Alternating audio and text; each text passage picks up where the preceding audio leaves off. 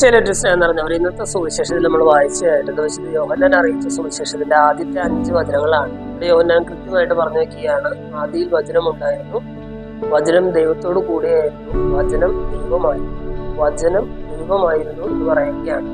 അവതരിച്ച വചനത്തിന്റെ തിരുനാള് നമ്മൾ ആഘോഷിക്കാനായിട്ട് പോവുകയാണ്. ജനന തിരുനാൾ ക്രിസ്തുമസ് നമ്മൾ ആഘോഷിക്കാനായിട്ട് പോവുകയാണ്. അപ്പോൾ ക്രിസ്തുവിന്റെ ജനന തിരുനാളോടനുബന്ധിച്ച് യോഹന്നാന്റെ സുവിശേഷത്തിന്റെ മനോഹരമായിട്ടുള്ള വചനവുമായിട്ട് ബന്ധമുള്ള ഒരു വചനഭാഗമാണ് വായിച്ചായിട്ട് പറയുകയാണ്, ഈ വചനം ദൈവമായി. അതെ, ആ വചനം ഇരുളിൽ പ്രകാശിച്ചു, അതിനെ കീഴടക്കാനായിട്ട് ഇരുളിൽ സാധിച്ചു. നമ്മളൊരു ഇന്നത്തെ ലേഖന ഭാഗത്തില് പൗലോസിലെ എഫെസോസർക്ക് എഴുതിയ ലേഖനമാണ് നമ്മൾ വായിച്ചായിട്ട്.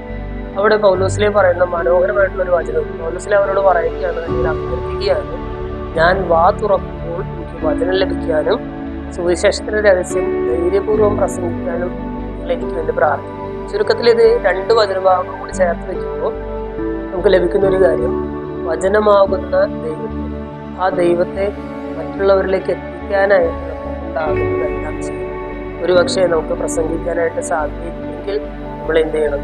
പ്രസംഗിക്കുന്നവർക്ക് വേണ്ടി പ്രാർത്ഥിക്കണം എന്നുള്ളതാണ്. പൗലോസിലെ പറയുകയാണ്, ഞാൻ വാ തുറക്കുമ്പോൾ വചനം ലഭിക്കാനും സുവിശേഷത്തിന്റെ രഹസ്യം ധൈര്യപൂർവ്വം പ്രസംഗിക്കാനും നിങ്ങൾ എനിക്ക് വേണ്ടി പ്രാർത്ഥിക്കും. നിങ്ങൾക്ക് ചെയ്യാൻ പറ്റുന്ന കാര്യം എനിക്ക് വേണ്ടി പ്രാർത്ഥിക്കുക എന്നുള്ളതാണ്. അത് നിങ്ങൾ ചെയ്യണമെന്ന് പൗലോസിലെ പറയുന്നത്.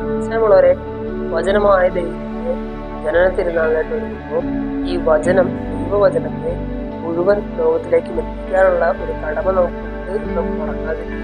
ആ കടമയ്ക്കൊപ്പം പ്രവർത്തിക്കാനായിട്ട് എന്ത് ചെയ്യാൻ സാധിക്കും? അത് ചെയ്യണമെന്ന് വചനഭാഗം നമ്മൾ ഓർമ്മിക്കുകയാണ്.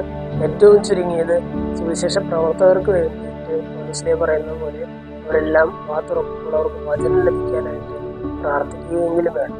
സുവിശേഷവൽക്കരണത്തിനായിട്ട് ഇത്രയെങ്കിലും ചെയ്യാനായിട്ട് നമുക്ക് ശ്രമിക്കാം. ഇതൊന്നും എല്ലാവരെയും സമൃദ്ധമായിട്ട്